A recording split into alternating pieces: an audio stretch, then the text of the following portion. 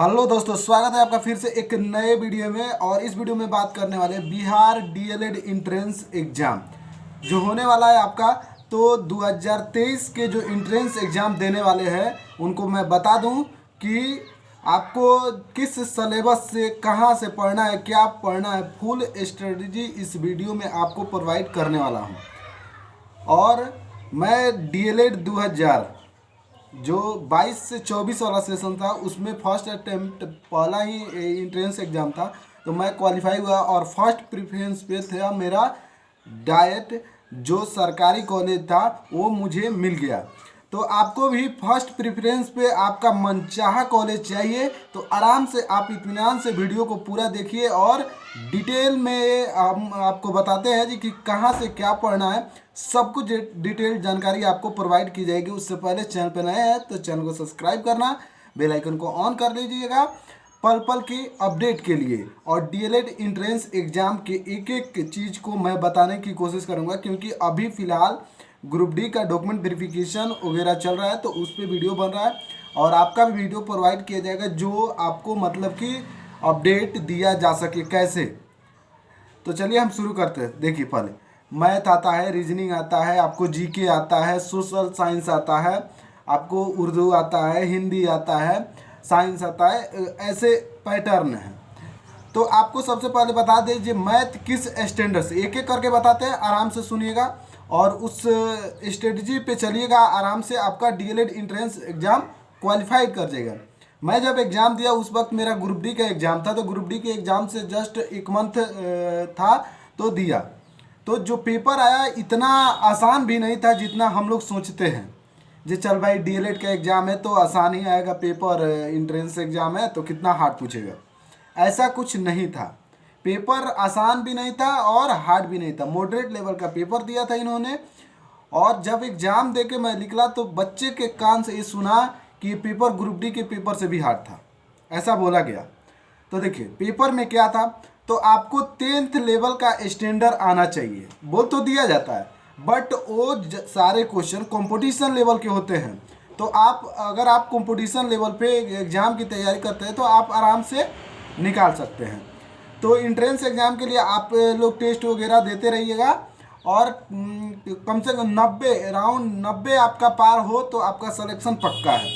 150 में से 90 क्वेश्चन सही हो रहा है तो आपका सिलेक्शन पक्का है। इस तरह का हुआ।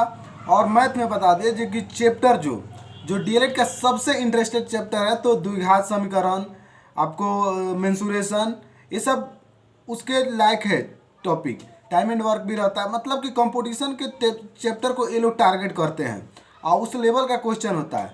अब कहेगा कोई जे कि हार्ड आता है या स्लो, तो सुनो, क्वेश्चन हार्ड थोड़ा मॉडरेट लेवल का बोले ना है, बट आपके पास इतना टाइम इनफ रहता है जे आप उस एग्ज़ाम को उतना टाइम में अगर मैथ ट्रिकी नहीं जानते होगे तब भी तुम उसको सॉल्व कर दोगे, ऐसा है।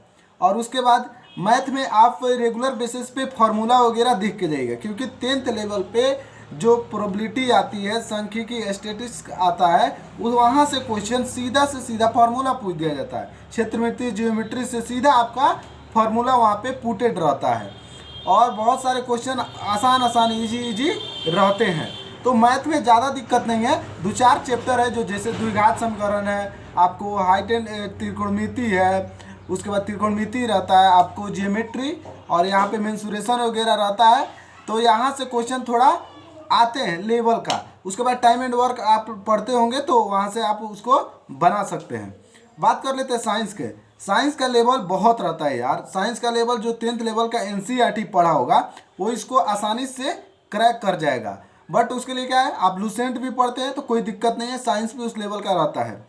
और उसमें साइंस में बायोलॉजी थोड़ा जम के रहता है। बायोलॉजी में जो बेसिक क्वेश्चन होते हैं वो जम के रहता है, तो कोशिश करना बायोलॉजी थोड़ा ज़्यादा पढ़ने की, ठीक है। साइंस से क्वेश्चन रहता है, मैथ से भी क्वेश्चन अच्छा खासा रहता है, रीजनिंग से कम क्वेश्चन रहता है, तो उसके लिए ज़्यादा नहीं पढ़ने की ज़रूरत है, आप नॉर्मली बना सकते हैं। ज़्यादा नहीं रहता है तो बना सकते हैं आराम से, ठीक है। उसके बाद कहते हैं रीजनिंग भी बन जाएगा आपसे, क्योंकि नॉर्मल रीजनिंग रहता है। तो रीजनिंग में बता दूं ये चैप्टर जो आपको जो कथन निष्कर्ष है ना भर भर के रहता है इंट्रेंस एग्जाम में।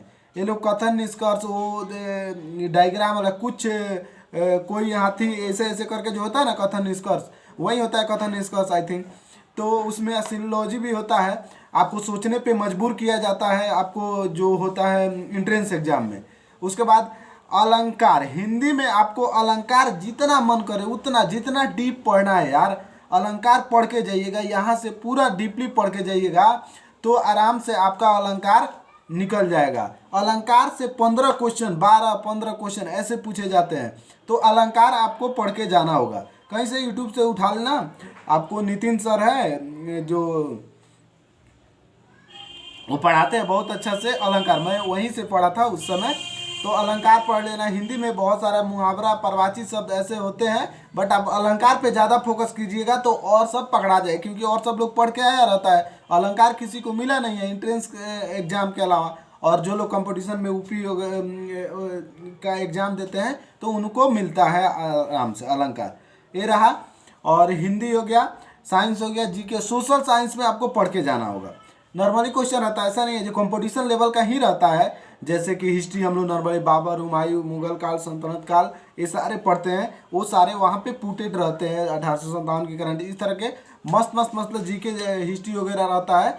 और एस्थेटिक्स रहता है, वहाँ पे एस्थेटिक्स रहता है, तो एस्थेटिक्स को भी ज़्यादा तैयार कर लीजिएगा तो आपका वो वाला काम, जैसे लूसेंट में लास्ट में दिया ना एस्थेटिक्स, तो वहाँ से तैयार कर लीजिएगा तो आराम से आपका काम बन जाएगा। उर्दू के बारे में मुझे नॉलेज नहीं है तो उर्दू नहीं बताऊंगा, ठीक है। हिंदी वगैरह आराम से करना हो जाएगा।